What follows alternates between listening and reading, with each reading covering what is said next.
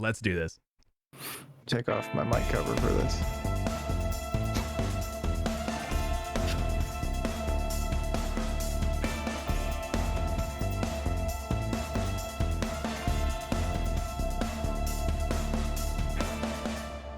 Hey, what's up, guys? If this is your first time joining us, my name is Ty, and we have a show called the Metacast Music Dudes. Welcome to episode 2. The point of this show is we hang out, we share music with each other, and we judge each other's musical tastes. First of all, how is everyone? Has everyone had a good week or good month? I guess this is a monthly show. We haven't met in a month. Cannot complain. The week's been better than the month. That's good. That's fair. What about you, Distance? I'm just gonna plead the fifth. If I tell you how my month's been, I'm going to federal prison. So Yeah, Whoa, you've been I'm just murdering kidding. bacteria, right? yeah, my gut bacteria, they're all dead. Stomach bugs, you know.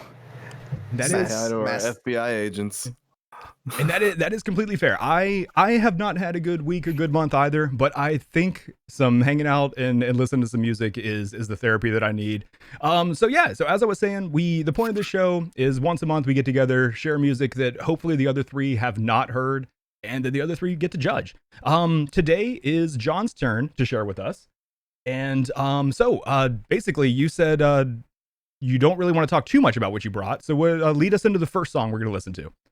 I don't think you guys may have heard any of these songs. And the only other thing I want to say first is that we're not judging the video, all right? Because actually, I'm not real impressed with the video. Okay. It's the music, you know? Sure. So, don't let the video itself, affect your judgment of the music. Okay, that's fair. Should And we I'll close my eyes. blindfold ourselves? Yeah. Yeah. Let me just There you go. Yeah, that works. this I'm is perfect. However, it's definitely have the opposite effect on me now, where I'm more interested in the video than ever before. Like before, I feel like the video may have just been secondary in my mind, but now that you said that, I'm like, all right, I really got to see what's in this video. But I will make sure to not judge the content on the video. Okay. Because the first episode, what was it? Deontward. The Antwoord. Yes. The videos were prime. They were well produced and so. Oh yeah. Gotcha. Well, on a side subject, did it's- anybody listen to them after that? I meant to, but I haven't yet. I got one. I know. Distance told me, he messaged me that he was one day you were kind of in a Deontward mood and you had him on. But well, guys, let's take a listen to the first song. So here we go.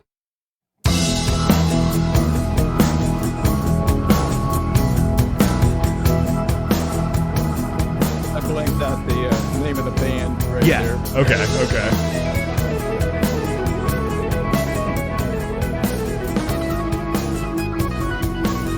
Am I supposed to get a Charlie and the Chocolate Factory vibe? That's the thing John said to ignore. I'm talking to myself again. I'm waving to a passing friend. I've known her since I don't know when. It's nothing at all. Just a few of us walk arm in arm. It's innocent and charming. The children seem to be getting along. Don't worry, kids. By the way, this album came out in August of 2020. Oh, okay. Huh. I'm digging that guitar work. When I hear about the doom and gloom that's around the corner and coming soon, I take a sip of mother's room and sit with my back to the wall. It's nothing at all. Nothing at all. And the old lady smiled. It's nothing at all. Then she blew all the leaves off my tree.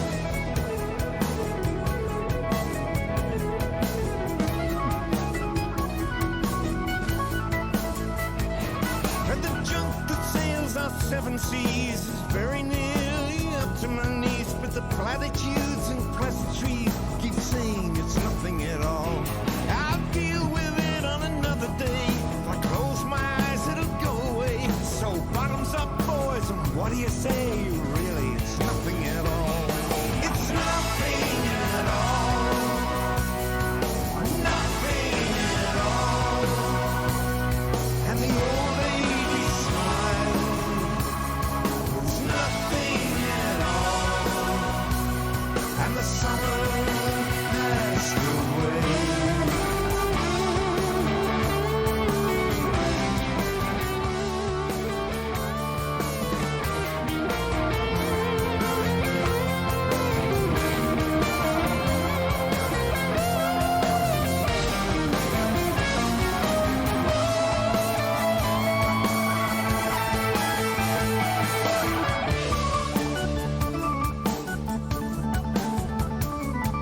A little bit of like Baroque meets rock. I kind of like the tone The of the organ. Yeah, the organ solo here. I like that. Great organ tone, I think.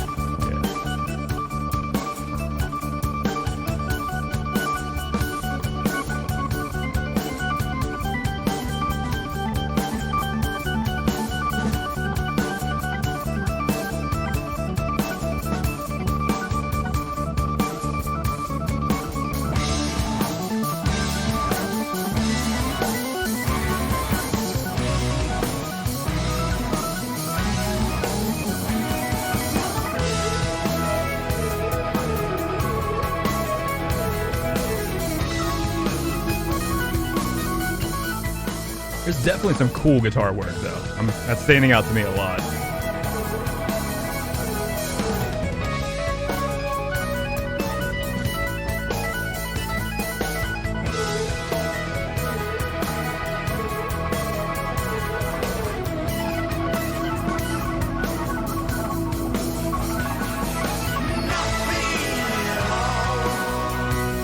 It's nothing at all. And the old lady smiled. It was nothing at all. Then she blew all the leaves off my tree.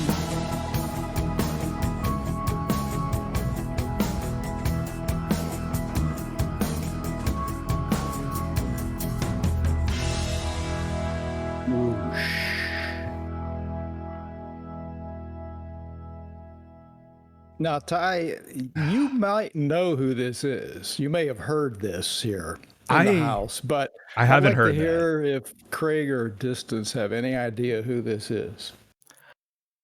I had and I thought I did, and then you said a year, and now I'm not sure. Hmm. Yeah, this between the album two was of us, released August 7th of 2020. Yeah, Oh, shit. that throws me off quite a bit because yeah. If anybody No, would it- know between the two of us, it would be Craig, and I It- sure as hell don't.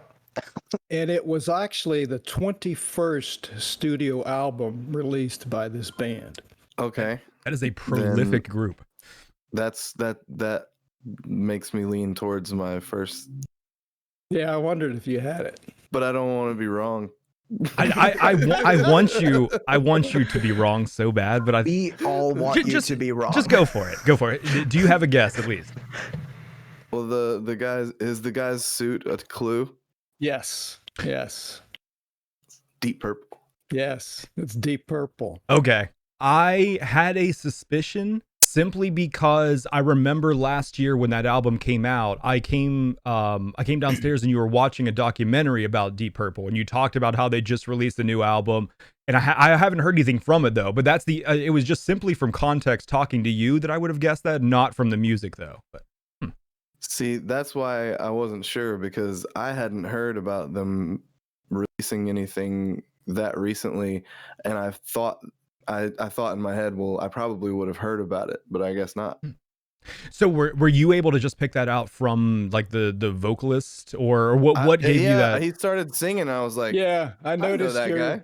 Yeah, Okay. I noticed. I was watching you when you you heard the vocals, and I thought, yeah, because you've heard him sing before. I felt Yeah. for sure. I embarrassingly am not terribly familiar with the band, but a whole lot of people whose music opinions I respect a lot talk about them all the time about how they're super underrated. So I'm excited to hear some tunes. And that one was great. I enjoyed Yeah. the hell out of that. Yeah, Oh, I yeah. thought so. I love this album. You Yeah, could so tell it that was- was really somebody playing the Hammond. Like you could even hear the keys a little bit. Yep. And I like the way it was, you had the organ in your right ear and the guitar solo in the left ear, and it like really played nicely off of each other. That was I a was cool gonna tune. ask if that was a Hammond question Yes. answered. Yeah. Yes. Yep. Yeah, so Was I, there an electric violin in there too? No. I did I not. didn't Yeah, I hear didn't one. pick that up. That was all keyboard. Yeah. Yes. Yep. Keyboard and guitar. Yeah. So Yeah, that's I what Sweet. I Oh, I yeah. loved What a about cool Deep lick. Purple was the combination of the Hammond organ and electric guitar instead of like split guitars. It was Mhm. like guitar on one side, organ on the other side. Yeah. that is cool. They Yeah, and- they complement each other very well. So Yeah, this, I also am not Go super ahead. familiar with Deep Purple. Do they feature a lot of like electric piano, electric keyboard type stuff in their music? Yes. Anybody who's hasn't really been into them is familiar with early, classic rock, their high point was the Machine Head album that was released in 72. I thought that was Bush. 1970. I thought it was Bush that had a machine head. It's better than the rest, right? Fun fact: I'm pretty sure the metal band Machine Head actually named themselves after the Deep Purple album. That makes Might sense. have, That might have. makes sense. Yeah, that was the album that had Highway Star, Smoke on the Water, Space I fucking Trucking. love Highway Star. Yeah. Yeah, I could have basically named 2 of those 3 songs. Yeah, see, That's about it. I feel That's like where I've my education's gone. exactly. Yeah, I feel like I've done Deep Purple a like massive injustice, and that they are like like you've heard, Craig, that they're underappreciated or like overlooked. That Right. I've basically only heard "Smoke on the Water," which is a very Yeah. simple 3-chord song. That in my mind, Deep Purple was just kind of like, oh well, they're probably very easy radio rock. It's got a few power chords and that's kind of it. And like listening to that song and hearing what was going on with the lyrics and especially the organ and the guitar, I've had like a definite new appreciation for like, oh shit, that is not at all Smoke on the sure. Water. That is very different. Yeah. Yeah. And the only reason I've heard Highway Star is from Guitar Hero. Dude, the I only forgot reason about why that. I've heard Highway Star is from Top Gear. Okay. Nice. Okay. It's a British show. Makes Which sense. which Guitar Hero was Highway Star on? Do you remember? I want to say it was 2. Okay, I thought it was either 2 or 3. I remember seeing that song now, but yeah, it was one of the Guitar Heroes I played though, so I do remember that song now. Yeah. That's one I don't Yeah, I didn't know that song was Deep Purple actually until right now. I knew that, but interesting. Well, like it's so fucking cool. Like I don't know if you guys saw me, but like during the guitar solo when they kind of modulate the key, I was like, oh, that's fucking cool. Like I like the fact that they did sort of like, I mean, that was chromatic. It sounded like to me they were just like da da da da, and I was just like, whoa, what the fuck? I know those weren't half steps. I can't sing. I just thought it was really fucking cool. And I like the lyrics are interesting too. I mean, just Yeah. I don't understand them. I think that's kind of the point. I think they're up for interpretation. But yeah, very cool song. And the video was god awful. You were right. But it's okay. Yeah. I liked it. I liked some of the visuals in the video. Yeah, I didn't hate it. Yeah, It was like like- the production value just wasn't there compared to Deontward, Yeah. Well, Yeah. Yeah. I feel like my only problem with the video is that I'm not sure what they were trying to say. Same. Yeah. You know I what feel like mean? I feel like there was a it message just there was, or like, like a quirky. metaphor there. Yeah. But Yeah, it's that's, over my head. it's basically about the state of the world, being able to breathe and survive. The old lady is supposed to be Mother Nature. oh, I got that feeling with him dragging the plastic when coming out of the ocean, kind of like there Yeah. was some sort of like, talking about ecological things. Yeah. Yeah, what we're doing to the ecology and so forth. Ian Gillan, who is the singer, he says he came up with a color phrase. He called it, "She blew all the leaves off my tree." He says that kind of says it all. It's obvious to anyone who cares. He was saying a lot of people are complacent about the state of things, walking along nonchalant down the street, arm in arm with friends. And Mother Nature, who they get along with very well and have known for a while, and their attitude is, "Don't worry, kids, it's nothing at all." As far as what we're doing to the earth and so forth.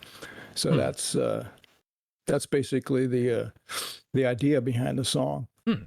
it's a really stark contrast from like some of the things like I grew up listening to, like, you know, the lyrics were like, I hate my dad, and how come teachers won't let me do what I want to do? Yeah. And this is like, the world is dying, do something. I'm like, oh God. Yeah. The feeling that I got listening to the song and trying to pay attention to the lyrics was, I don't want to make the comparison because musically I think a lot of it is very different, but it reminded me a lot of the Roger Waters Amused to Death album, where just the lyrical content was kind of creating an atmosphere of like, all right, let's draw our attention to what are we doing as a society? Is this, you know, good or is this bad? But that was kind of like lyrically, I feel like there was kind of a symmetry or a comparison there that at least stood out to me. But Yeah, the album itself, entitled Whoosh, is a weird title. Oh, I didn't know that was the you album know? title. That is interesting. That's Okay. the name of the album. The title of that track was Nothing at All. It's actually Gillan's favorite track of the album. The album was released August 7th, 2020, as I said. And I feel that it holds up to their best work. Are you familiar with the producer Bob Ezrin? Does that ring a bell? That name sounds familiar. What else has he done? He did a lot of Alice Cooper's albums. Okay. That explains where I heard him. He did. Oh, he apparently worked with Taylor Swift. He actually produced Pink Floyd's The Wall album. Oh, he was the wow. producer on that. He's worked with Nine let's Inch see. Nails apparently too, huh? Kiss. Oh, it's funny because like Nine Inch Nails and Alice Cooper were two of the bands I was just talking about. But he started working with Deep Purple their last three albums. All right, they had an album that came out in 2013 called What Now. 2017, an album Infinite, and Whoosh in 2020. So Ezrin has worked with them on these three albums, and they feel like he's really, their career has flowered under him. They said the drummer Ian Pace said you got a bunch of musicians in a studio, and it's like a captain without a ship. You need a producer. You need somebody to, you know, run the show, make sure everybody does what they need to do, keep everything on track. And he said that Ezrin is very good at steering the ship. They feel it's the best sound that they've ever had working with Ezrin. And Ezrin said, I don't want songs. I want music. You know, don't write songs, just write music. They that. consider him almost the sixth member of the band. Yeah, I like that. That's interesting because I was listening to an interview with it was Tom DeLonge from Blink-182 recently, and he was talking about writing that song "Damn It" and about how like they kind of realized how to write a song at that point, and they started almost like formulaically doing that. And it was like, I like the idea that you're talking about there. It was like, well, hold on, maybe step away from that idea of sure there is musical growth when you realize how you want to put together an arrangement. However, like trying to limit yourself to saying like, oh, I want this song rather than just like thinking about the music as a whole, I think is like could possibly be like, you know, painting yourself into a corner. Yeah. Dude, oh my God, this guy's worked with the Deftones and Kansas. Yeah, he's done a and lot. Jane's Addiction. Yeah. And The Darkness. Holy shit! 30 Seconds to Mars. Jesus. Okay. Wow. Why'd you even mention the last one? Because look. Because he's pretty. I like his movies. I don't know. Well, like of all the freaking people he worked with, like he really worked with Jared Leto's band. It's like that's not because it's like, oh, amazing band. It's like he worked with them. Hey, Jared Leto must know some people. But I was, I was definitely into the song we just listened to. I'm excited to hear the next one. One thing I did want to ask though is, are all of the songs you're presenting today from the same album, or are we going back to different parts of their career, or what's, or do you want it to be a surprise? I guess. No, I'll go ahead and say that the fourth song, if you guys say yes, would be from this album. Okay. The second song was going to be from the next album back, released in 2017. Okay. And the third song was going to be from the album released in 2013. Oh, okay. Cool. Okay. But just a little bit more about this album. The title Whoosh, represents the transient nature of humanity on Earth. Okay. I wanted to ask about. Oh, go ahead. Real quick. I wanted to ask if the whoosh was in reference to her blowing the leaves off the tree. But I like that it has to do with that instead. Okay. Well, that fits in with it definitely for sure. But, okay. The main idea of things we are getting wrong as a civilization, whoosh, we're here and we're gone. But Gillen said, as a sort of a tongue-in-cheek, it's also a reference to Deep Purple's career. And let me just step back a second and also note that, okay, Ian Gillan, vocalist, he's 75 years old. Roger Glover, the bassist, 75 years old. The drummer, Ian Pace, who's the only actual original member, has been there from the entire career, is 72 years old. Oh my God, are they okay? Now, the keyboardist is Don Airey. He's not the original. John Lord was the original keyboardist. He actually died in 2012, but he left the band in 2002, and Don Airey took his place. And Steve Morse is the guitarist. It was Richie Blackmore originally. Okay. But Steve Morse has been with them since I think 96 or so. Okay. Steve Morse is the young guy in the band. He's 66. Gotcha. Don Airey, the keyboardist, is also 72. So for some 70-year-olds, I think it's a hell of a a hell of a product to put out. Yeah. No, I agree. But as I was going to say, the tongue-in-cheek reference to whoosh also, Gillen says, referring to the band's career, he's 75 years old. I'm 65, and I can understand where he's coming from. But he says it seems like we only started yesterday. It's like, man, it just whoosh. It's just going right by. Yeah. We started out, and here we are today. 50 something years later. That always reminds me. Yeah, Distance. You remember the movie we watched for the podcast not too long ago? Wish I Was Here. Like the death scene with his dad, where he his one last thing he wanted to say was like, "It all goes so fast." Like I feel like that's such an idea that's echoed in so many things. And it's like we realize as we get older that like time is just not what we thought it was, and it's just like it goes by so much faster than you thought. Oh yeah, for sure.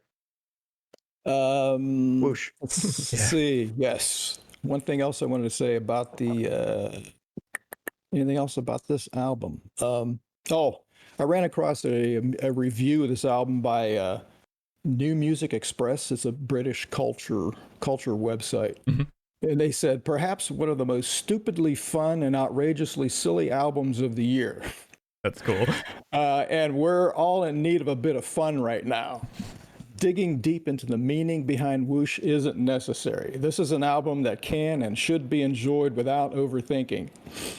That Deep Purple don't give a shit is undeniably part of the record's appeal. It is at once totally out of step with modern times and just the kind of thing we need to soothe one of the worst years in living memory. Oh, yeah. And another reviewer, a completely different reviewer, said an album this strong, so deep into a band's discography is a rarity. That's interesting to me because like the feeling I got, at least from the lyrics of that song and then tying into what's going on with what you were talking about the album, that it was not like lighthearted, that it was more like, had some serious topics in it. So it's funny to hear that, the at least the characterization that reviewer gave, that it was like almost like a kind of like a fun album, but yeah, but I think part of it is like, as far as being out of step with modern times, is that it doesn't sound modern. As a matter of fact, I happened to run across one of the like kind of what we're doing here, where people listen to something for the first time and they react to it. A reaction video. I think it was like Dave reacts to something or other. It looks like this guy was 50, maybe no more than 60 years old. Shout out to Dave. He's listening to one of the songs on this album. Actually, it would be the fourth one that we listened to. And he's listening to this and he says, "It sounds like 1974. Oh yeah. And so they went back to their roots, and it's like it's the old stuff done new, Yeah. new versions of the old stuff. Well, And, that is one cool. other- Yeah. Oh, go ahead. No, yeah, go ahead. One other comment I wanted to make about the music. They said they always, as far as the producer saying, I don't want you to write songs, I just want music. The way they write songs, this is the way they've always done it, is they just jam. They just get together, the band gets together and they just jam. And they all come up with the music. And then they turn it into a song. The lyrics come last. Depending on how, what's the feel of this song? Oh, this feels, as a matter of fact, the next song we're going to listen to is, it's titled Time for Bedlam. And so they just said, this song sounds, it has a feeling. And then like Glover and Gillan will come up with lyrics based on how the music feels. Oh, yeah. So that's how they write songs. Well, yeah. With that being said, then are you ready to check out the song 2? Yeah, song 2 is the opening track of the album Infinite that was recorded or released in April 7th of 2017. And this track, they said it's the first take when they actually, like I said, they'll be in the studio, they're jamming and they're rehearsing something, but when they went to record this was the first take. That's interesting. That's kind of cool. And it's entitled Time for Bedlam. Oh yeah. All right. Well, let's check it out.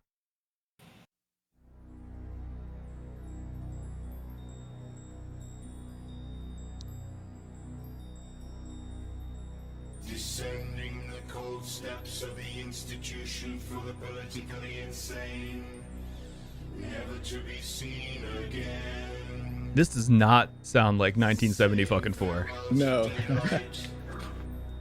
From henceforth I shall rot in a stinking bed of red straw. Right from the ashes of life I learned to behave. What to believe, what not to say, from cradle to grave. It's a good album. Like a good little slave.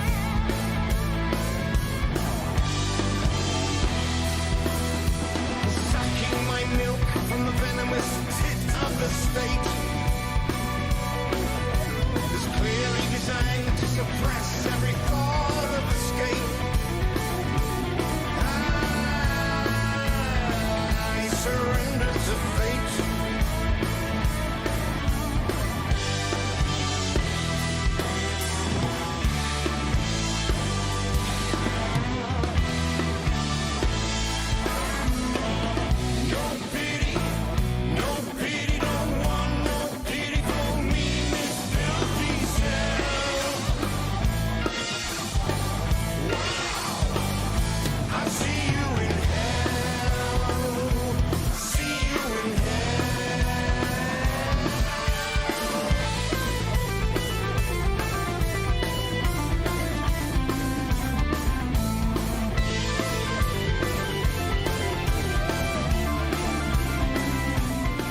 Yeah, again, really cool mix with the guitar and organ there. Yeah.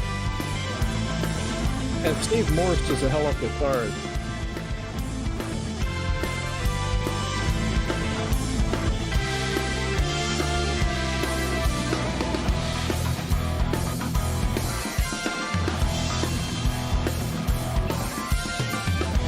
That's a cool groove. I like that.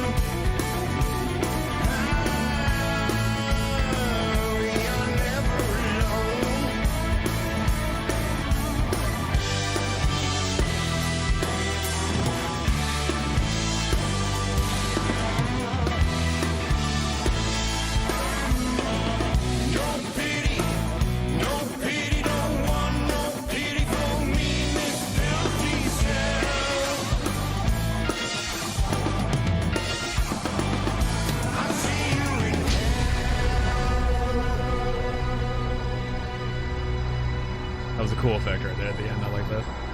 After centuries of living with nothing but my convictions, broken fingers clawing through the walls of my incarceration, escaping the clutches of eternal damnation, I was justified.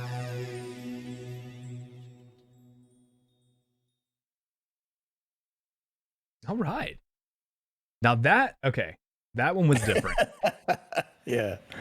Did I he really, kill someone? I know, right? Like, what is he incarcerated for? I kind of want to know what he's in for, but like, you're not supposed to ask that, right? That one, I do got to say, the spoken intro and spoken outro, I was not a fan of. The tone that it set, it made sense, but just like, to me, it struck my ear in kind of a way that I did not like. However, the song in between, though, I did think there was some pretty cool grooves in. Like, I liked the song, but the intro and outro kind of, I was not a fan of. But that was a definite Gregorian chant. Yeah, it sounded like the old school, like Church of England kind of shit. Mm-hmm. Yep. Like, I think that was, it seems to me, just based on the lyrics of the song, that was somewhat intended. Yeah.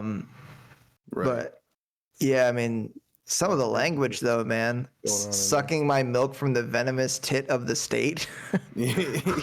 Dude, how do you really feel? I know. Yeah. Is this about Think this guy's fascism got an axe to or? grind. Well, it's definitely impressionistic lyrics, but it's about frustration regarding the system. Right. Obviously. Yeah. Oh, okay. So, okay. My only I don't- critique is that I wanted a little more guitar. It sounded fantastic. I loved all the parts that I heard. I mean, again, the organ definitely took center stage, but I could have done. Obviously, I'm a little biased, but I could have done a little more guitar. Mm-hmm. I don't know. Yeah. Yeah, Roger Glover, the bassist, said he said this song sounded vicious, and he said especially the keyboard solo, it was bedlam. Oh yeah. Yeah, no, aptly named for sure. Yeah, definitely. And there are moments that sort of have a lullaby kind of feel to it too. So it's a good name for the song. Yeah. Time for Rhythmically, bed. in a couple spots, I got this kind of Dropkick Murphys vibe. What would you call them? Are they like a punk band? Yeah, Irish they do kinda drinking have punk? Definitely like the punk backbone. Yeah, but yeah, I could see that a little bit, huh? Irish drinking punk, I think is what it should be called. That's good. Okay. If it's not, it now is. Yeah. I mean, that's totally what that is. It even gets like, I mean, a little metal-ish here and there. I mean, you got like old school, like, like Racer X kind of shit, like Mr. Big, like not like, like deathcore. Yeah. But like I kind of like that. This particularly the spot where Ty was like, "Oh yeah, that's a good groove." Like I was like, "Yeah, man, the metal." Yeah, no. I mean, obviously the musicianship is fantastic on every single thing. I love how busy their bass lines are too. Like I get like almost like a Steve Harris, like Iron Maiden kind of vibe, which I wonder how much Steve Harris actually listened to these guys. Because I guess Maiden started in the 70s, I think. Yeah. And then these guys, their first album was, Deep Purple's first album? 68? Wow, yeah. That is one cool thing I appreciate listening to, like musicians that have had just that much time and experience writing and recording songs. Is like at a certain point, when they're recording an album in 2017 or 2020, like we've listened to, it's like just the number of studio hours they have under their belt. It's like they do things that you just don't hear bands that are much younger do, and it's not because they're like like not good. It's just because they don't have like the experience and know-how to know what they're really doing at that point. Yeah. Well, you want to get to the point where you can do one take and have it. Yeah. I mean, that in itself speaks to their studio experience as well. I mean, that's not if I were to do anything in one take, in the studio, that would just be me settling for a shitty take. Well, that's also makes honest with himself. Want to hear a little info about the band? Sure, yeah. Well, they've sold over 100 million albums. They were inducted in the Rock and Roll Hall of Fame in 2016. And as far as they've had a lot of lineup changes.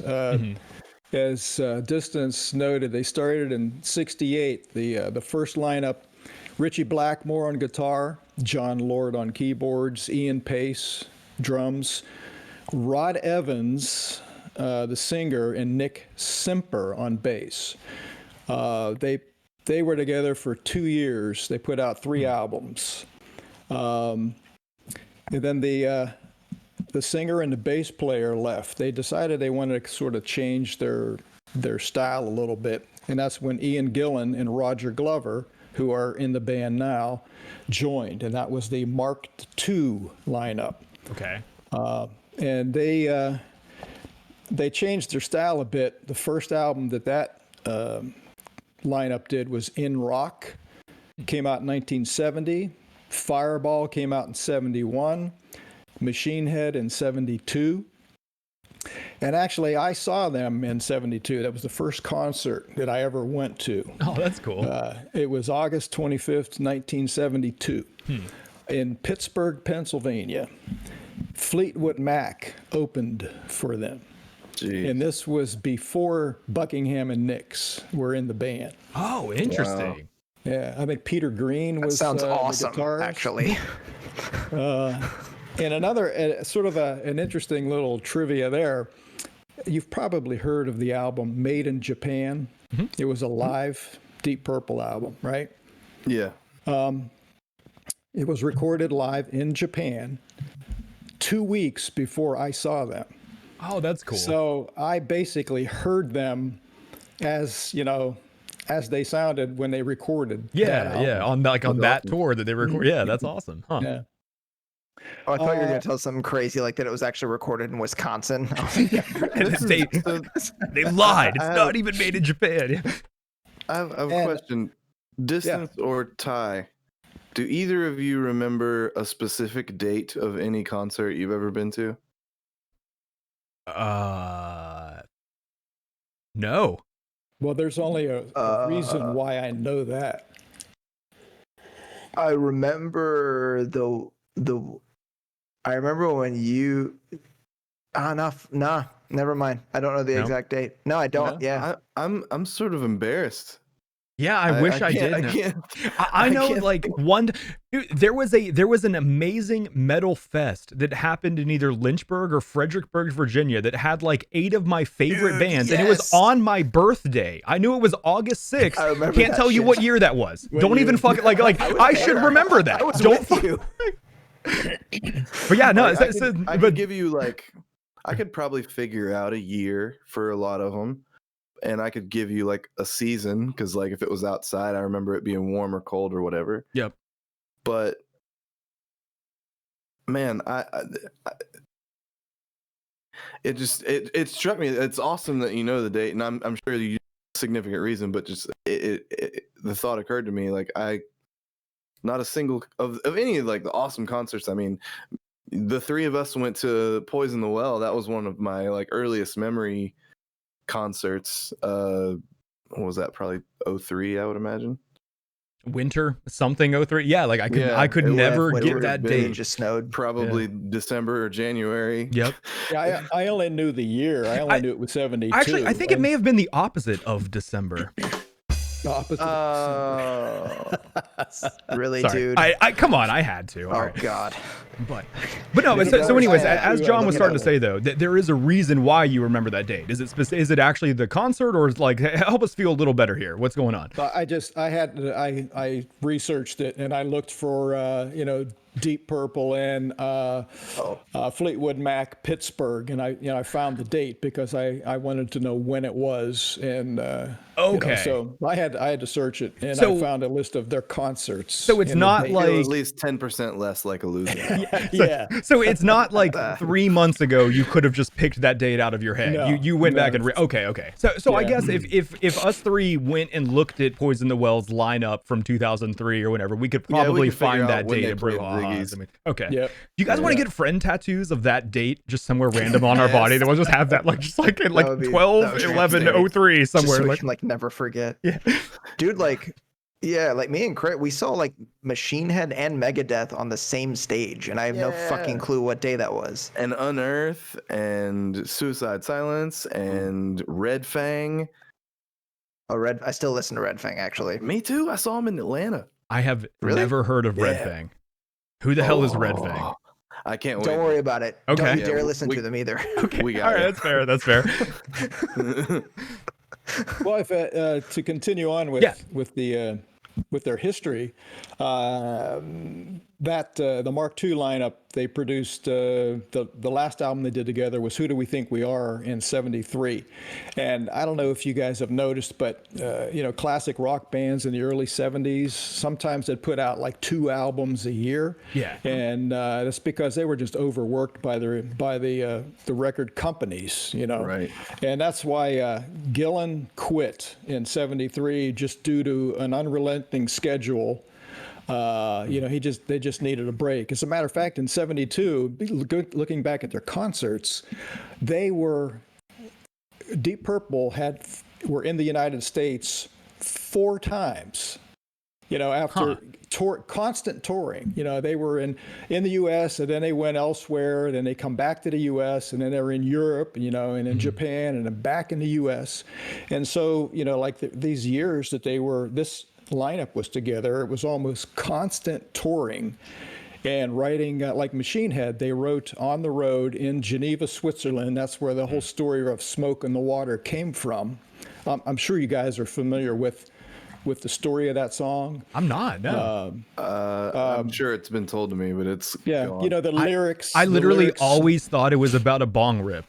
About how inside of a bong there's literally just smoke on the water. That's I was like, yeah, it's the '70s, man. It's just there's smoke on the water. I'm dude. pretty sure a guy your age told me the story when I was a few whiskeys in at a bar, and I just don't remember it. Well, there was somebody with a flare gun started a fire at this hall in Geneva, and it burnt down. And that's why they mentioned Frank Zappa and Great White. Is that the Great White thing? That's a shark. White? No. That's It's a glam rock band. oh, what is it? Whitesnake. Which there's a connection. No, Whitesnake played at a place that burnt down by I think fireworks. I think Somebody let off a firework. Great White. They were killed in an accident in a venue, right? That I don't know. I'm googling right now. Yes, the Great White nightclub fire. Yes, there was a band called Great White that was in a fire that died. Yes, that was okay. that was in the early 2000s, possibly. Looks like. Was it that recently? Yeah. Yes. Yeah. Wow. Yeah. Here's an article on about 10 years later, and it was in 2013. So 2003, Oh, I guess, wow. is when that happened. Okay. Holy shit. But you're talking about a song written in the 70s then, right? 72, yeah. Yeah, so this is, that was definitely not related to that, but that's so something actually burnt down there in Geneva that they were near, or what's actually the... I think they were playing there. I don't know that it was at the time. It was there was a lot of concerts there. They were there at the time though. So I mean, they had a personal involvement with it. But they wrote that album in a abandoned hotel in Geneva using the Rolling Stones mobile recording unit. It was quite an interesting. They found a couple of halls, where 2 halls intersected. Yeah. And they just set up stuff, and the recording unit was outside mobile, and to get to it, they had to go through rooms and across balconies and so forth to get out to the unit, and then get back into where they were recording. It was a pretty interesting story. But when Gillan quit, then in '73 through '75 was the Mark III lineup. Glenn Hughes, I don't know if you're familiar with that name. He took over bass and vocals, and David Coverdale took over the lead vocals. Okay. David Coverdale had a later band called Whitesnake that was playing at a place where somebody started a fire. But anyway, so those guys, that lineup was 73 to 75. Blackmore decided, and they put out 2 albums, Burn and Stormbringer. Richie Blackmore decided to quit because he didn't like the direction that the band was going with some more funky and soul type feelings. So he quit and formed Rainbow with Ronnie James Dio. Famously lacking a lot of soul. So that makes sense. If you Deep Purple had too much soul, let me go start a band with zero soul, please. Yeah. So the Mark IV lineup, guitarist Tommy Bolin. I don't know if that name rings a bell. He was with him for 1 year. That was the young dude that died, right? Yeah. Yeah. Yes. He died drug overdose about a year after. I think it was in '76. Yeah. That's a dude that probably would have had a crazy career if it wasn't for that. He was a really good young guitarist, right? Yeah, he was good. Matter of fact, I just learned this recently. I have an album by a band named Zephyr, Zephyr, that was a female vocalist. That album was produced in '69. Tommy Bolin was the guitarist with that band, and I never knew that until just a few weeks ago researching this stuff. That's interesting. Huh. So this lineup produced one album, Come Taste the Band. And due to drug problems with Bolin and Hughes, the band breaks up in July of '76. So Deep Purple ceased to exist in '76 for 8 years, 8-year hiatus. So then in 1984, the Mark II lineup gets together again. And they were together from '84 to '89, produced 2 albums. And then there was a rift between Gillan and Blackmore. So Gillan was fired. So the former Rainbow vocalist, Joe Lynn Turner, was singing with Deep Purple from '89 to '92. They produced an album. After the tour, Turner was forced out. And Pace, Lord, and Glover wanted Gillan to return for their 25th anniversary. So Gillan comes back in the band. So the Mark II, the third time the Mark II lineup was together, was from '92 to '93. They produced an album. It's called The Battle Rages On. Blackmore referred to the album as The Cattle Grazes On. Because he didn't like, how things were going. He abruptly resigned after a November 17th concert. Right after a concert in Helsinki, he just left. He resurrects Rainbow. So this was interesting. The Mark VI lineup. Joe Satriani fills in for Blackmore. That's kind of cool. I didn't know that until just recently. Satriani completed the rest of the '93 tour with them, stayed on for the '94 European tour. He's a solid amateur guitarist. He's all right. Yeah, he's got a few licks that are worth listening to. But the band wanted him to join, but due to commitments with Epic Records, he couldn't. So that's when they found Steve Morse. Okay. So the Mark VII lineup was Steve Morse joined the band. They put out 2 albums. John Lord retired in 2002, and that's when Don Airey joined. So that's the Mark VIII lineup is the current lineup, which is the longest running lineup. I was about to say, I didn't know if they are we going to get more Iron Man suits or Deep Purple lineups? Like, where is the Mark 56? Like, where's the line? That is it. So one thing I was trying to keep straight through the names, like, forgive me, I'm trying to pay attention, but there's a lot of names and a lot of changes. Are there any original members that were through all of that? Like, a lot of times for me, like, it is the drummer. Pace, yeah. Okay, it's Pace. Okay. Interesting. But the other than the 8-year hiatus where they just did not singer. exist then. Okay, that makes sense. Yeah, they're from the Mark II lineup and have been, in the band most of the time also too. Yeah.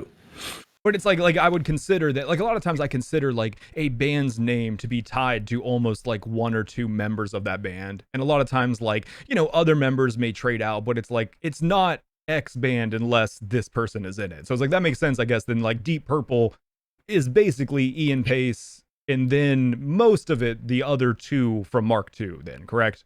Like that would be what you consider like the core of Deep Purple, and then a lot of that has changed. Like, okay. Yeah, those three guys have been with it through most of the career. And again, actually, with this current lineup with Don Airey and Steve Morse, they've been together since '02. Oh, okay. Wow. You know, so that's 18 years. These five guys have been going at it. Oh, yeah. Well, so then the third song we have here, then you said this is from a album that was in 2013. Yes, the album was entitled "What Now," released in 2013. This is the second track on the album, and it's entitled "Weirdistan." And there was no video for this, so I just threw together. I got some stills, photos of earlier, the actual Mark II lineup from the early 70s. I have some video footage from 1972, some video footage of the current lineup from 2017. Cool. Just threw it together so we have something to look at while we're listening to this. That's awesome. I appreciate you putting in the effort to do that. Hell yeah. Well, it was fun. I know, right? Fun. Like going way above and beyond, making us all look bad. But yeah. All right, so let's check out the song and then John's video presentation.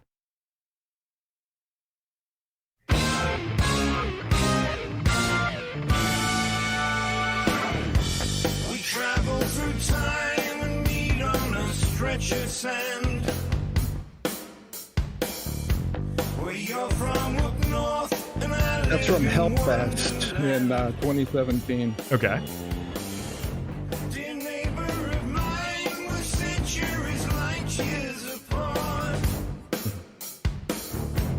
You carry no flame, but you're visible in the dark. Way across the border. It's the Mark II lineup, 1972.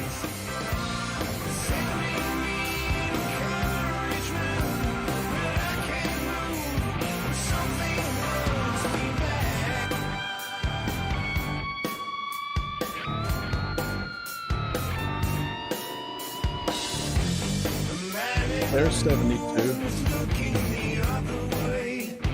Richie Blackmore right there. And while he's distracted, we turn to another page. No questions of guilt, it seems like we're just out of sync. You do what you will, and I'll do what I think. Imagine when you wake up, scratch your head, and everything's changed. Nothing's where you left it, your normality's been rearranged. It's beautiful. Oh yes, it's beautiful. Reminds me of the Who live there.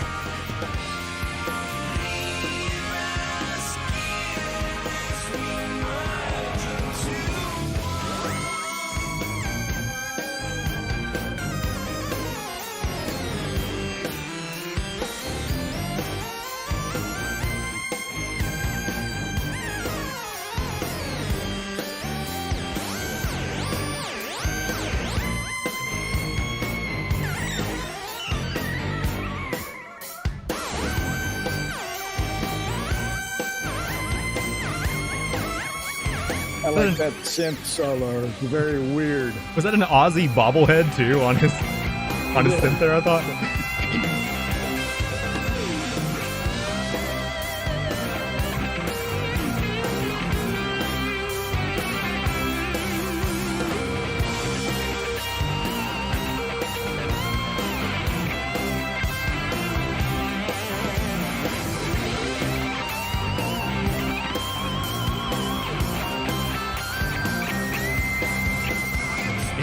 I like that guitar solo too. Yeah.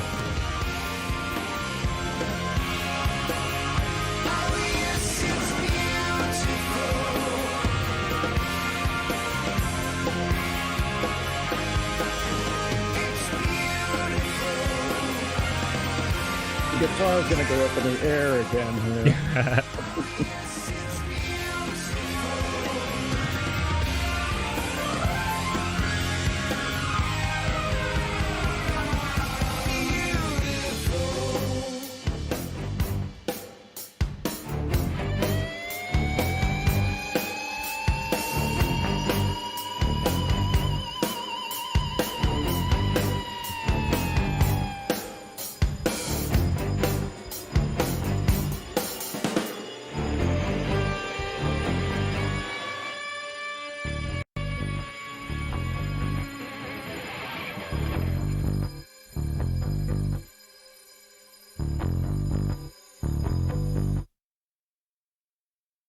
That was cool. I'm into John, that. I'm so impressed with you. Yeah, I'm honestly, actually really glad we got to hear that bass tone by itself at the end. Yeah. Yeah, it was lovely. like honestly, yeah, the song I enjoyed, but I do think the I don't want to judge the video because I know that like you threw it together, but it was like the video presentation was actually cool for that. And one of the things that Well, stood thank out you. the most to me was like cool seeing these same guys over that many years in a career, seeing like these young dudes, you know, playing this song and then they like juxtapose right to cutting to like them in their 70s still on stage playing. Like I think that is like one of the coolest things that like, even though I'm trying to pay attention to the song, it's like that really to me what stood out was like it's cool just seeing these career musicians play. Well, there were three of them: the drummer, the singer, and the keyboardist. Were well, actually, no. I'm sorry. The keyboardist, the bass player. I'm saying the keyboardist. That was John Lord. He's passed on, but the bass player, the drummer, and the singer are the same. The keyboardist and the guitarist were different in the earlier video.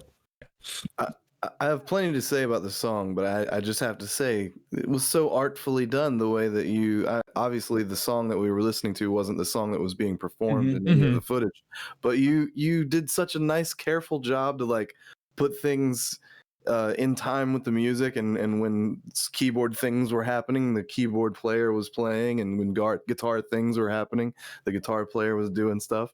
You did such a good job, John. Well, thank Yeah, you. you really Thank did, I yeah. tried to put it together nicely. But like I said, I threw it together because it's the first time I ever really had done anything like that, and it was sort of a rush job. But You can edit my It was videos fun. anytime. I know, that's what I was about to say. Like I've been paying people on Fiverr to edit stuff together. It's like I didn't realize I had a video editor just like right there. That yeah, Right? sweet. Yeah. But no, Right but under anyway, our like noses. more about the song though. I don't know if I'm the only one that got the same feeling, but does anyone remember a rap song Simon Says with the beat was Who's it by?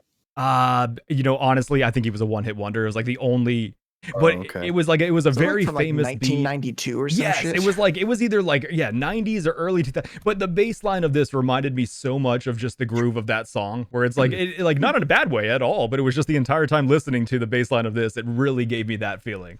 But no, I enjoyed this song though. Yeah, it was really good. Again, all the instruments were doing really, really impressive stuff.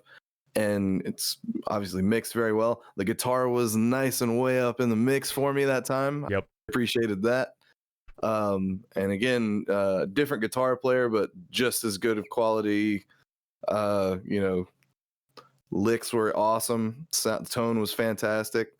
Bass tone was fantastic. The tasteful symphonic sounds going on, the super low brass and the strings. But it wasn't overdone. It's a great track. Maybe my favorite of the three. What about you, Distance? How'd you feel about this one?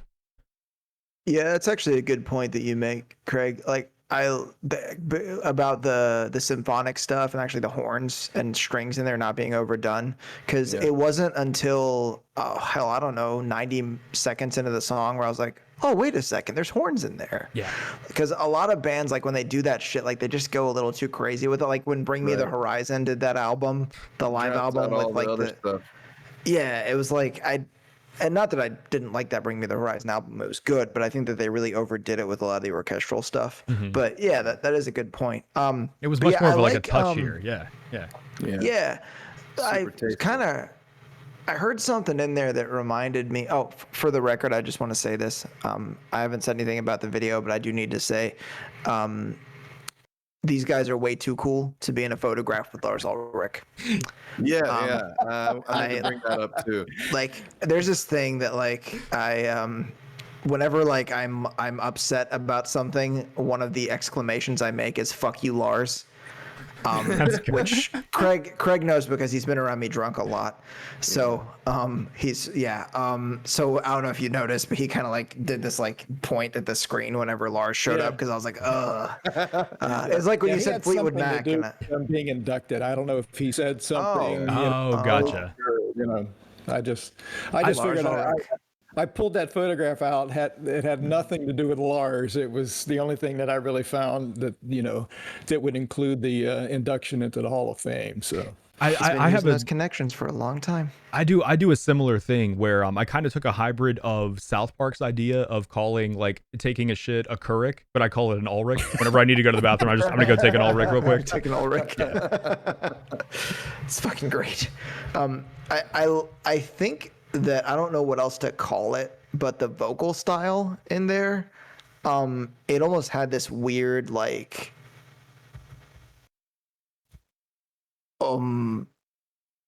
Bulgarian kind of rhythmic thing going on. But then it also had sort of like a Eastern style thing. It reminded me a lot of the vocals in a band I really like called Nevermore. Okay. Who, if you haven't listened to, you really need to. But Hey, yeah, wait your turn. Wait, what? It was a joke about presenting Nevermore. I was just saying, hey, wait your turn. Oh. Yeah. Well, the title of the song is Weirdistan. Yeah, I was wondering if that's Weirdistan. tied into like the that influence makes of the sense. music. And Yeah. so I didn't know if it lyrics. was like the Little Russias or if it was actually like supposed to be like a Middle East type thing. Mm-hmm. In the Pakistan, I don't think it's technically East, but whatever. Oh, I Or also Middle meant East, to I mean. mention, I actually had heard that song before, and Really? I recognized it from the intro. So shout out to my friend Dan. If you end up watching this, you already showed me this song, and I appreciated it the first time. I liked it even more the second time. Cool.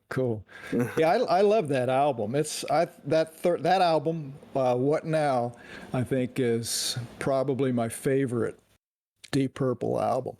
Do you know the context of the album title? Do you know like why they chose What Now or what that's really in reference to? I did not really come across that, anything about that, except that, well, this is an interesting, I think, a interesting piece of trivia. If I could notice it here in my notes. Yeah, okay, that album came out in 2013. Mm-hmm. The previous album came out in 2005. I was wondering if Right. it was like after a long hiatus or something. Yeah. No, there wasn't a hiatus. Oh, correct. After the album in 2005, they went on their longest tour. It covered 5 continents. They played in more than 50 countries. They had 28 legs of the tour in Europe, UK, North America, South America, Asia, Africa, and Australia, playing almost 500 shows in 6 years. Jeez.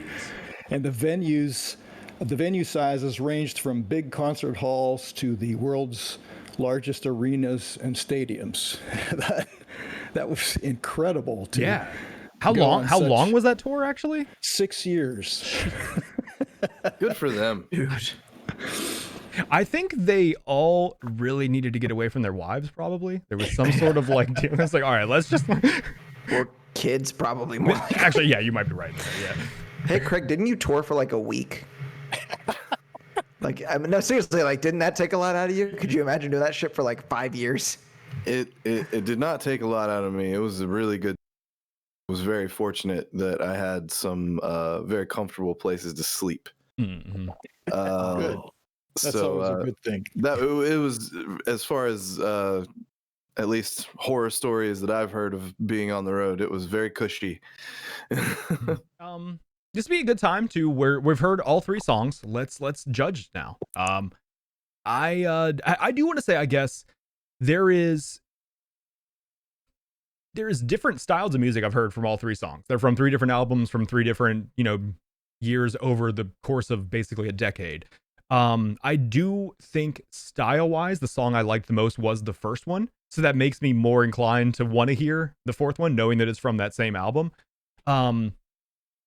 I do want to say, I guess, music to me, I guess, falls in like 2 kind of categories. There are the songs that really stand out to me that I would put that song specifically on a playlist because I know I like that song. And then there are the songs that are parts of albums, and I will put that album on and listen to, but it's like I would never specifically pick that song to put on a playlist. Not that I dislike it, it's just that it's like almost, I guess, B-sides. I don't know if that's the term people use more often, but for me, it's like everything I've heard today, I've liked. However, none of it has stood out as something that it's like, oh, I really like that song, I'm going to make sure I put that on a playlist. But with that being said, I have enjoyed it, and I would say that I'm going to vote yes to hear more. Let's see. Who would you want to hear from next? Distance or Craig? Distance. Okay. Oh man, why me? I'm just Craig. kidding. I meant Craig. Oh, okay. Either way. Actually, I want you both to just talk kidding. simultaneously. Okay. First no, of I all, think motherfuck. It's my fault. I did it. I started the thing. It's all me. Yeah, I admittedly haven't heard as much Deep Purple as I feel like I probably should have, being that I consider myself like a music person. I really enjoyed the first song a lot, because I feel like they sort of took some things that they maybe heard as they grew older, like from the 80s and like maybe early 90s, and sort of like were allowed themselves to be influenced by those things without making themselves too much like in the present. I don't really know how else to say that. I kind of feel the same way that Ty does, being that you already said that the last song is going to be from the same album. I'm actually really interested to know what else they can do. It's funny though, because the other two songs were more what I would normal type like of music I would listen to, which is strange because I still like the first one a little bit better, maybe just because it was a little more outside of my typical wheelhouse, I guess. When you find out you've been listening to the wrong music for years, hold on, the stuff I listen to isn't what I like. Hold on. It's like, wait, I like this? I actually listen to this? Weird. So yeah, I could totally go for listening to some more. Well, yet again, we have the situation where Craig's vote just doesn't matter. Welcome to living in a red state. This is what it's like. We go and we vote, but we know that it doesn't fucking matter. So, Craig, let's cast this worthless Biden vote. What do you say? He was just biding his time. Yeah. If you'd like to watch our political show, Yeah. we have No another one. more. Called Who Gives a Fuck? Yeah. No, It's called What Now? I really enjoy. I've really enjoyed all three songs. Great. This is the kind of music that makes me want to curl up on a rug with my favorite intoxicants and listen to the headphones for hours on end. I could definitely do that with this stuff. So yeah, let's hear it. Hell yeah. Well, is there a lead-in then you have for song 4? The title is The Long Way Round. Dylan said it's basically a biographical song. It's like he was always looking over there when something was right under his nose. Basically lost in a world of your own, dreaming and facing the wrong way, going the long way around. But this, again, it's off the most recent album, Whoosh, from 2020. Oh yeah. There's not really a video for it, so I just threw up the album title. No, you didn't have to stop it. Oh, okay. But, Sorry, my bad. Here, well, yeah. no, there's no video, so we're just seeing the album cover. That's Okay. it. Well, in that case, then I will. I'll just leave it on this scene, so we'll just see us actually. Okay. So, guys, we're just gonna listen to this one. Yeah.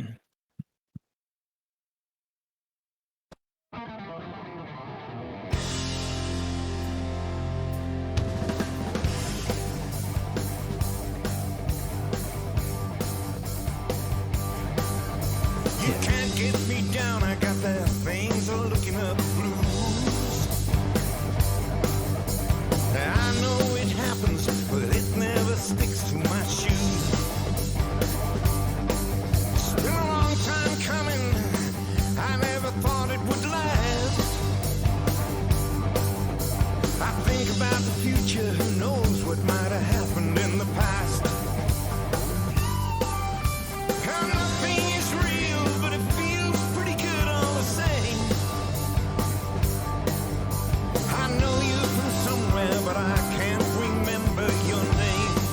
like how this literally sounds like it could have been recorded in the 70s. Like it's got a cool sound to it. To step on my toes. I was looking over there, and all the time it was under my nose. Yeah, I should have known which way the wind was blowing. I was facing the wrong way. I was taking the long way round.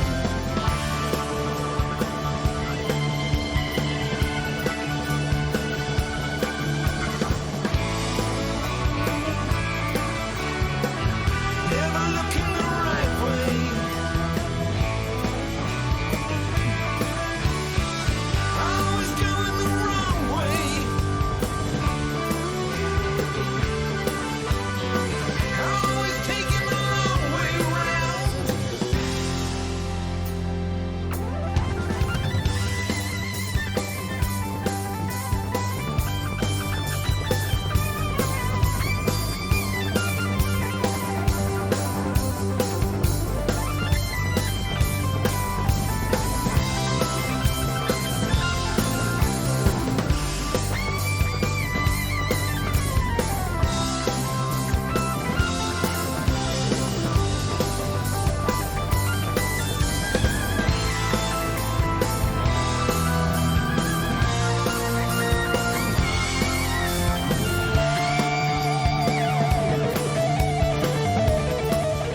I really like these solo parts. I think they're always like my favorite parts of these songs.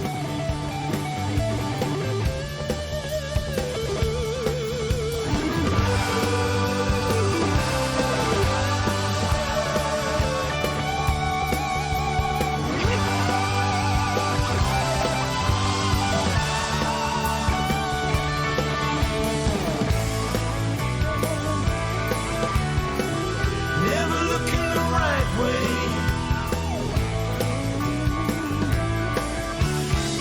Always going the wrong way. Always taking the long way round.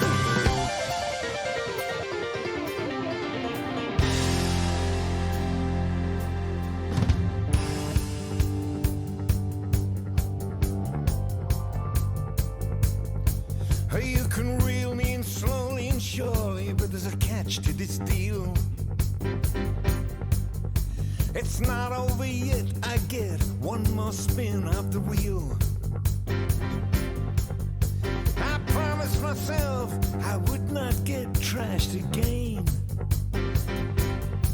But the way I'm feeling right now, that promise is going down the drain. I should have known you were coming and I was gone. I was facing the wrong way. Always taking the long way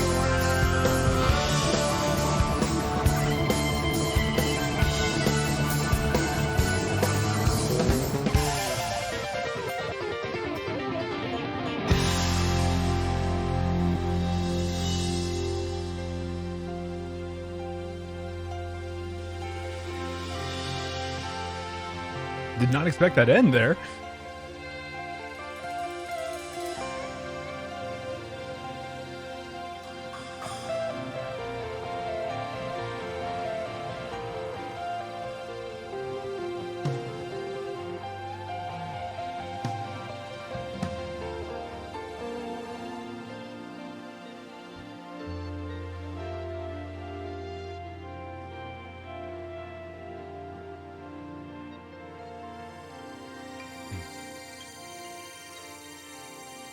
I like that end, yeah. Unless it surprises me with another part.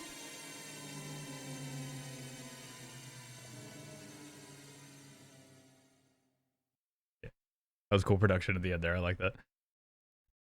Yeah, so anyways, what I was trying to say was John, you are driving. Whose final verdict do you want to hear first? Who do you want to hear from? Craig. Okay. It's a shit band, and you're a shit person.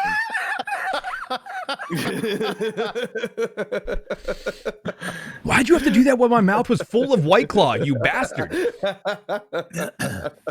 Bunch of fucking old men. Yeah. This is nice dad rock, bro. Yeah. I'm glad to hear they were able to fund their hip replacements with a new album. That's Yeah, that move they made in that one video, I can't believe they survived it. I did notice a very distinct lack of guitar throwing as they were in their 70s. I wish I would have seen more of that. But. Yeah, no. Musically, that is a really cool band. I've enjoyed all 4 of those tunes. Cool. There are moments where they flirt with some cheese here and there, but you know, to court cheesiness is to I don't know, something somebody smart would say. I think anyone that has tried to write music has had to flirt with cheesiness. At a certain totally, point, like totally. you're going to get close to it. Yeah. For some of us, that's all we'll ever achieve. But no, I enjoyed it very much, and I was I'm very pleased with your choice, and I can't wait for your next one. So especially if you're going to do more cool videos.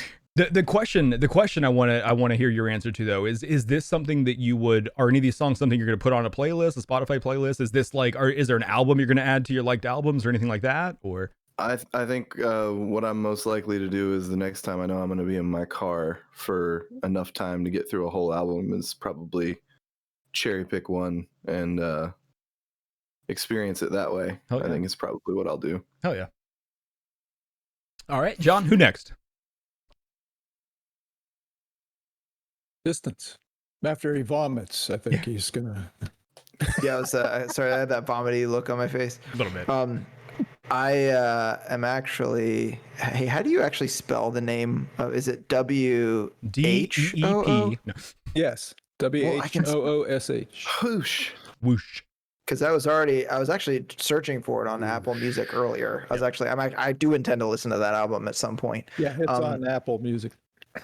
Yeah, it's interesting because there's a lot that you don't get in modern music that you can hear in this a lot, like, you know, dynamics. There's really none of that in modern music. I mean, like, especially when you listen to metal, because like the gain's like way the fuck up here. Like there's nothing you can do. You breathe on your guitar, it's gonna make a really loud noise. So yeah, I mean, this is music where it wasn't necessary at this point in their career. I think it's not necessarily to sell albums. They're just making what they want to make.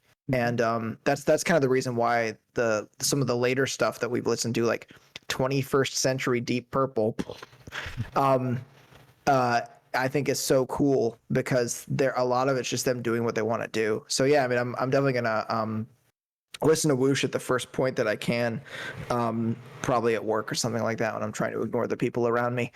And probably like work around a little bit and try to listen to some more of their older stuff. Because I do like this like idea, like that their music has almost like an old production quality to it, but at the same time it's like got modern refinement. Yeah. So yeah, I mean, I'm impressed with your choices. I mean, part of the reason I think I expressed on our the little pilot episode we did just to test was, you know, the reason why I'm happy that you're here is because I had a feeling you'd expose us to some things that maybe just because of our age or just our taste in music we maybe wouldn't listen to.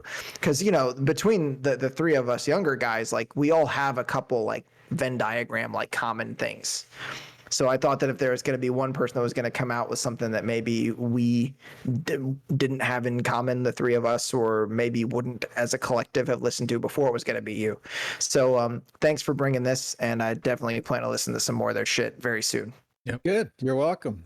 Yes. Yeah, I'm in a very similar boat. So I do want to say the fourth song that we listened to there, the long way round, that had the catchiest chorus, and that had what I was talking about before that song of what I would most likely put on a playlist. Those ear-catching moments for me of like a song where that is more of a and I don't want to use the word hit, but like that is more of the song that I would pick out of an album and listen to specifically that versus the album in its whole. However, with that being said, I have already added Whoosh to my liked albums on Spotify. That is something I intend to listen to from beginning to end. And that is more like what like for instance, Wish You Were Here or Dark Side of the Moon. Those are albums that I love, but I never listen to one track from them. If I'm listening to that album, I put it on from beginning to end. I'm not going to just pick out Time and listen to that song. Like I want to listen to the entire album. I feel like Whoosh is going to be more like that kind of experience to me, where it's like, even though I really like The Long Way Round, I doubt that I would just want to have that song on a playlist. But I am, just like Craig and Distant said, very excited to listen to that album from beginning to end. I do think, echoing what Distant said, it is really cool to hear career musicians that are polished, that obviously know what they're doing and are making what they want to make. I think that is really cool to think of the limitations that people had just logistically with technology back in the day. Like for instance, hearing Pink Floyd talk about trying to make some of their tracks in the studio of having everyone's hands on the mixer and turning things up and down at the same time. It's like, we now have DAWs that do that for us. So it's kind of cool to hear that it's like what they had to go through 30, 40 years ago to make the music that now I can do with just automating a slider. That kind of shit to me, I think, is really cool. And that is what I see over, listening to musicians like this that have been in the game for, decades like that. I do think, like echoing what Distant said, is really cool that here is an album, Whoosh, that all three of us want to listen to from beginning to end. And none of us caught that came out in 2020. Even for, Craig, someone that like you were saying, you wish you would have known that this album was out, and like somehow whatever, media we look for new music and stuff like that, all three of us missed that this album was even out there. So I do think that like you were talking about with the Venn diagrams, that is the awesomest thing of John being here, is like, here's an album now that all three of us are going to listen to from beginning to end, that we missed it came out and we only caught it because of John introducing it to us. So I do like, I think that's awesome. So I'm very excited to listen to this album from beginning to end. I love it. Yeah. Well, I just want to say that like I said, Deep Purple was the first concert I went to, and I heard the popular stuff. I never owned any albums by them. I was familiar with, of course, in 1972, I was a sophomore in high school, and so I heard Machine Head came out, and I heard, of course, the popular songs from that, and a couple of the songs from a couple of the albums prior to that, and of course, My Woman from Tokyo. Does that ring a bell? That was another famous song, a big hit that came out off the album after Machine Head. And basically never heard anything else from them since, and I never followed them. And I retired December of 2019. Mm-hmm. And I was... physical or mental? It is very nice we let the retard on podcast with us, right? Well, thank you very much. Came out the cage. I was spending a lot of time walking, wanting to be active, and I'd go out on walks, walk 4 or 5 miles, and listen to podcasts or music. And I don't know, for some reason, I got the idea to listen to Deep Purple, and I thought, I'm going to go back and listen to all of their albums chronologically. And thanks to Apple Music, I was able, for some reason, there was 2 of their albums were not on there, which was kind of unimportant albums in the late 80s. Okay. Or early 90s, But it was interesting to start, from album 1, 2, 3, and of course, I think, and I remember hearing these songs when they were on the radio as hits. Hush was a Deep Purple song which is a cover. Kentucky Woman was a cover they did on an earlier album. And listening to all their albums, it's like, oh, wow, I think I remember this song, but I remember hearing that in my past, and going through them, And then when I got up to these last three albums, when Bob Ezrin started, I was impressed. And I had never heard these albums. The music that you guys just heard, I had never heard before no more than a year ago. That's cool. And and of course the 2020 album since August. I knew it was going to come out. You mean you didn't have that early? They didn't send you an early copy of that? No, All they right, didn't. okay. They didn't. All right. But I thought that was pretty interesting, and that's why I thought, well, this is it's something that I wasn't paying attention to them, and I thought this might be a good thing to present to you guys, because I didn't think that you would probably be aware of this recent music, and that you would definitely have heard of who Deep Purple is. Yeah. So You're 100% I thought this right, would be interesting. Yeah, and honestly, like I very much appreciate it, and I feel like that journey that you went through kind of comes through with the way that you presented it, where it is, like you see that like you went through there chronologically. You took the time to explain to us the lineup changes and things like that, which I appreciate. I think that's really cool to get an understanding of the band's career through that kind of lens versus just listening to a few tracks off the cuff. But yeah, that is awesome. So I've definitely Deep Purple is a band that I overlooked criminally before today. Really wrote them off as, like thinking that the Smoke on the Water was like the height of the. If you would have asked me before today, I would have categorized them as a one-hit wonder with Smoke on the Water, and thought that was like the high point of their career, not really understanding how much musicality exists there, really.